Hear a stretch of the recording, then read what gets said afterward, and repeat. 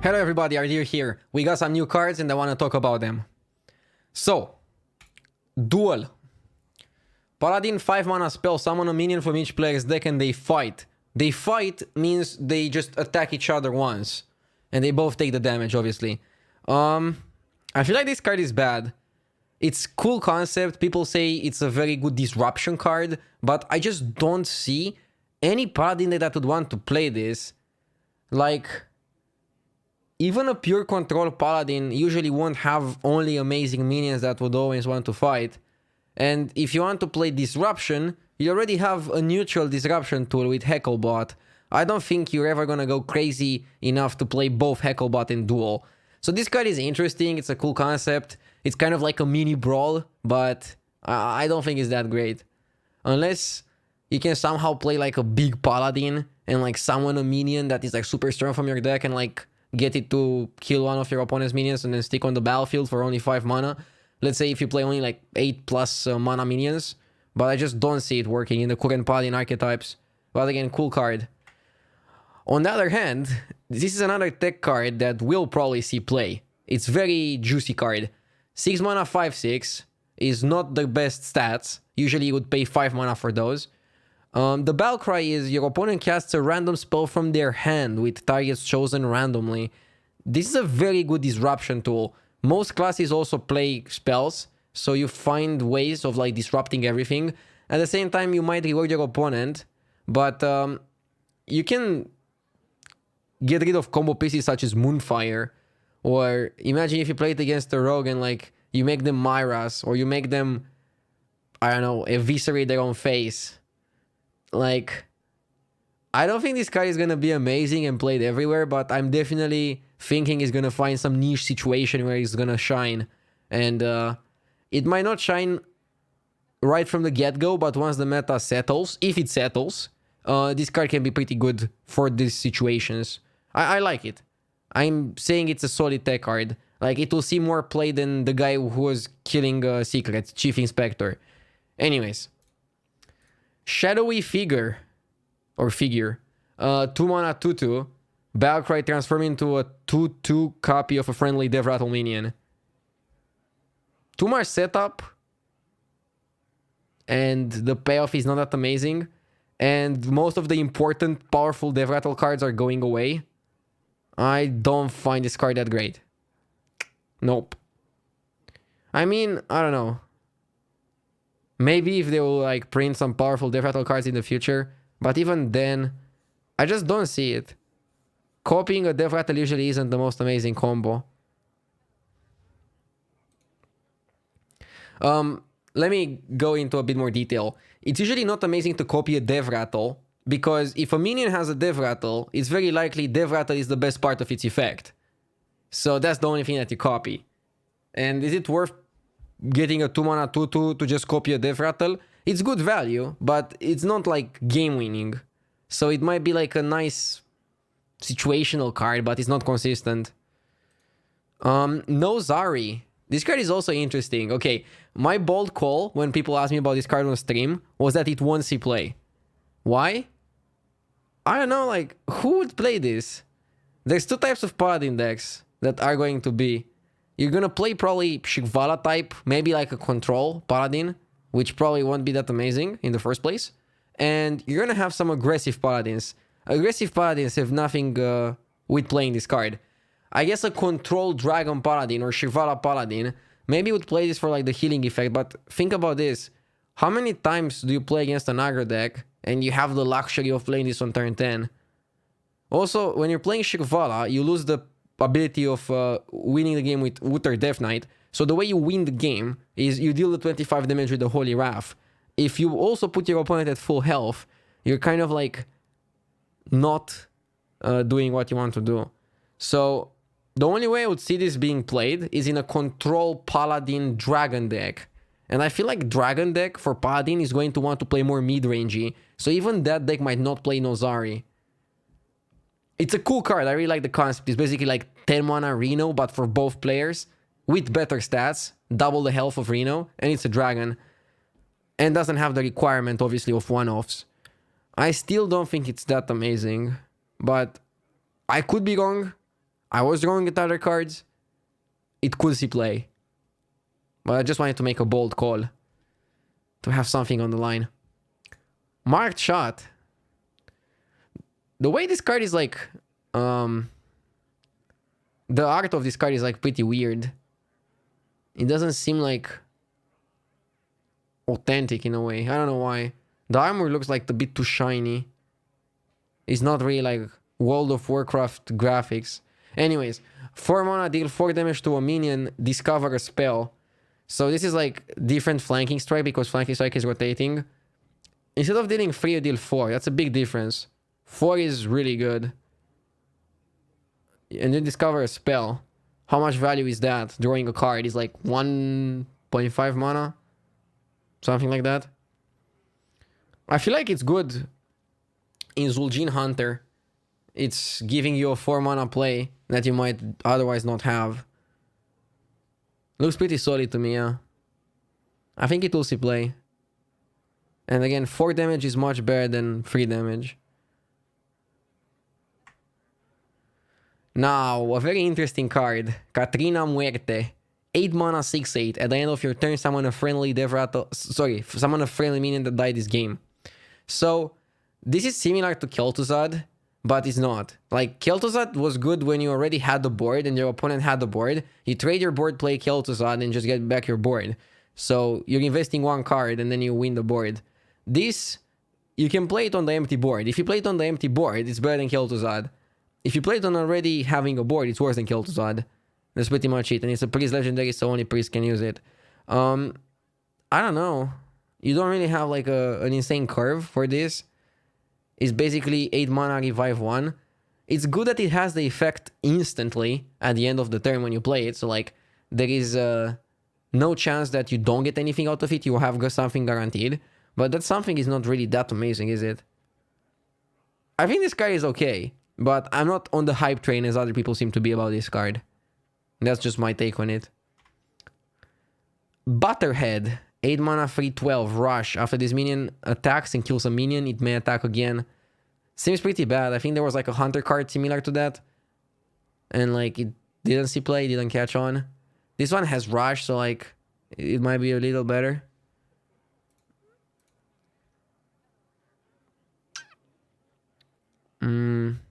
If you are to compare it to this one, this is 4/8. Rush. Can attack twice only, but it has lifesteal. This is a much better anti-aggro card. This card would be good against something like Odd Paladin, but like, those kind of token decks are rare in the meta game, and you playing this card just to counter them is like super fringe.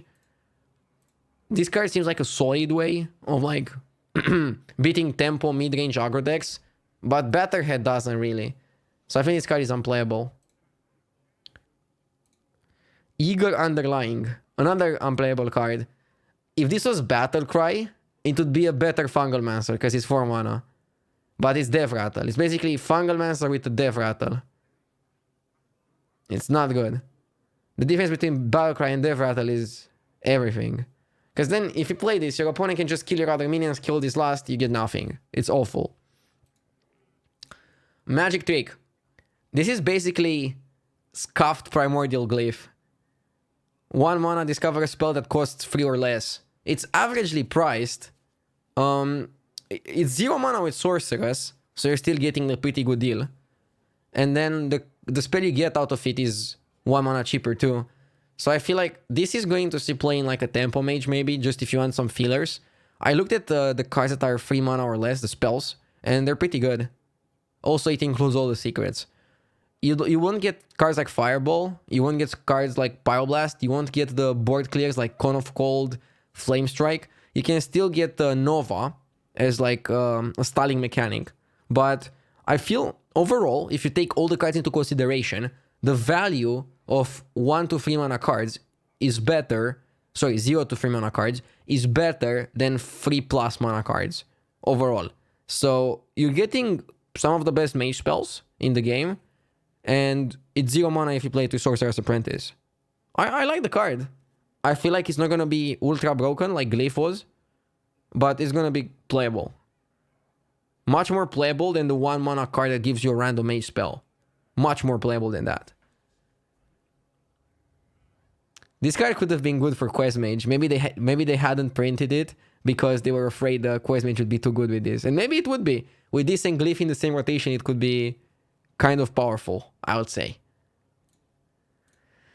Crystal Song Portal. 2 mana, discover a druid minion. If your hand has no minions, keep all 3. Basically Master Skull, but 1 mana cheaper. And only on class card minions. This might be like a downside.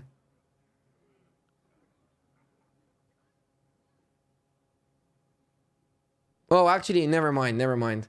You don't discover a minion from your deck. You just discover a druid minion. I misread the card the first time. Oh, I even went through my collection to like check out what types of cards you can get. Anyways, okay. So, rereading the card. Hearthstone cards are pretty simple anyways. I should have read it in the first time correctly. I'm sorry. So, you discover a druid minion, and if you have nothing in your hand, you discover 3 druid minions. Let me look a bit at like how good druid minions are. Give me 1 second. So, there is a lot of junk. It's a good value card. You play 1 card for 2 mana and you get 3 cards. The question is how good those cards are. And I'm looking through them and there's a lot of junk. Probably won't see play with how much junk there is. No, I don't think it will see play. It was appealing, and like if it was kind of like Master Skull that you can summon them from your deck, you could select the best ones and then like get them. But if it's just random, it doesn't seem that great.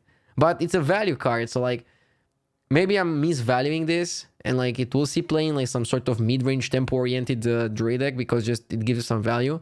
But I think it won't see play. Yeah. Vendetta. Deal 4 damage to a minion, costs 0 if you're holding a card from another class. This card is very interesting. 0 mana cards are always the bread and butter of how Rogue wants to play. The only condition is that you have to hold a card from another class. Hear me out.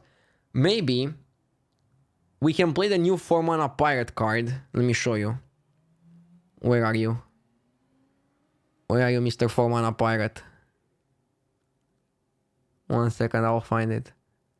Here, Henchclan Burglar. So you play this pirate. You play Raiding Party. And then you play, obviously, Dread Corsair, Southsea Deckhand, maybe Greenskin. And probably Henchclan Tag. You have a nice curve. You have nice card draw. And you get to discover spells from other classes, which then you can hold for a little bit to Vendetta. Basically, by playing that other card, then you can just Vendetta instantly. This card is gonna see play in this combo. I'm not sure how you would fit everything, but just the simple combo of going Henchclan Burglar, which is already a good card because it's 4 mana for free and it's a pirate. So you play Burglar, you get a good card, or decent card, and then bam, Vendetta. That's super solid. Like right now, it's one of the best plays you can go for is to play like a minion as Rogue and then prep a spell, prep a Vis to click something. But that's 3 cards. And you end up with like a slightly better body than a 4-3. Here you play a 4-3, you get the card to your hand, and then you need to only use another card to clear something. I feel like it's gonna see play in this synergy. I am not sure if you have enough cost reduction in your deck. Like, only playing the Henchclan Burglar probably won't be enough. You need to play something else. We need to figure out what that something else is and what's the ratio of cards that discover cards from other classes. But we want to play Vendetta. Usually a lot of the cards that were working better if you had a card from another class, they were pretty bad. But this one is very interesting because 0 mana cards always tend to be broken. And this is not a 0 mana card, but it can become a 0 mana card under certain situations. So I think it's good. And I think it makes the pirate even better than it was already, which is interesting. Rogue is looking really good. Like, Rogue is my pick for like the best class in the beginning of the expansion based on how many cards we saw so far, which is not even half of the cards. It's 64 actually. I have like 2 more cards prepared that they haven't updated on the website yet. But Rogue is looking sick. Rogue already has probably one of the best, if not the best, classic basic sets. With the nerf of Druid, I might even say Rogue has the best classic basic set, with cards that are so insane. Like, Deadly Poison doesn't even make the cut in most rogue decks. That's like how great Rogue's basic classic set is. And Rogue is getting really good cards in this expansion for how good their set is. This is pretty sick. Okay. Plot Twist. 2 mana. This is a card I got asked a lot about on stream. Shuffle your hand into your deck. Draw that many cards.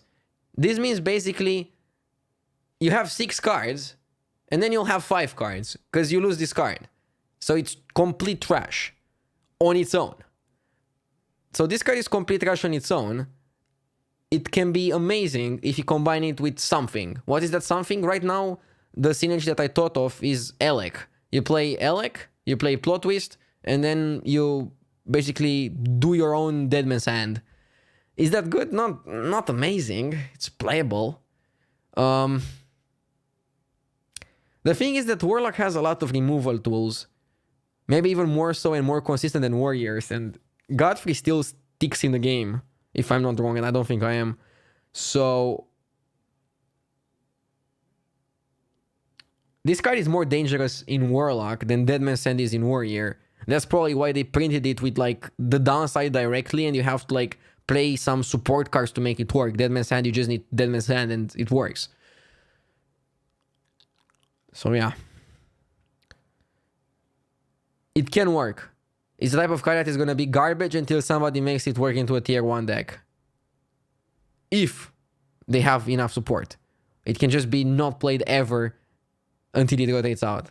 But I'm pretty sure Blizzard is not going to allow that, because it's a cool mechanic, so they might try to like help it a little bit here and there. Okay. I have 2 more cards that were revealed, and they are Druid cards. Dreamway Guardians. 2 mana, summon 2/1/2 Dryads with Lifesteal. How good is a 1/2 Dryad with Lifesteal?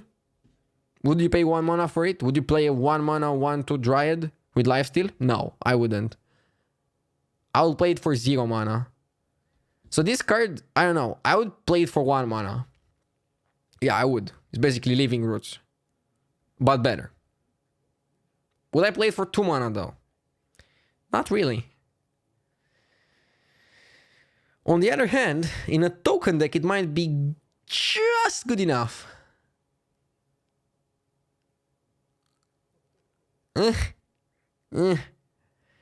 I'm hesitating. This card is definitely more worthy than a 1 mana card. I'm just thinking if I want to play 2 mana. I'm definitely not happy playing 2 mana, so this only will see play in a synergy type of deck. It's a 1.5 mana card. If Token Druid can find like a 28 card core that they're happy with, they're just gonna play 2 of this card because they don't have anything better. But if good cards are available, you would never play this. Life Weaver, 3 mana 2/5. Whenever you restore health, add a random druid spell to your hand. It's pretty situational. 2/5 body is okay, but this kind of like continuous effects, just ask for your minion to get removed or ignored. And this minion is like not game changing if it's left uncontested. So I think it's not a great card. And they're trying to push restore health on Druid. I'm really curious to see how that is going to play out. I already read the comments of like the last video and people were suggesting Crystallizer to damage yourself and then you can restore health with like the spell. And then you can play the 5 mana 4/4 rush and that gives you another 4/4 rush. But what's the strategy of that deck? Like, what's the win condition? How do you win the game? Like, yes, you play Crystallizer on 1, cool. You play 2 4/4 rushes on 5, very cool. How do you end the game? Like, do you play Token Druid core and play like Savage Roar and try to kill them that way? We don't know yet. We don't know if Druid can do that. Druid got super massively hit. Wild Growth is nerfed, Innervate is nerfed, Nourish is nerfed. I'm not sure how people are going to be able to build Token Druid, if they're going to be able to build Token Druid, just on the back of Savage Roar. I just don't think it's enough. We'll see. But I don't think something like Life Weaver is just going to carry Druid. Plus, Druid has a lot of bad spells. They have a lot of good spells, but they have a lot of bad spells. So just getting a random Druid spell is not that amazing.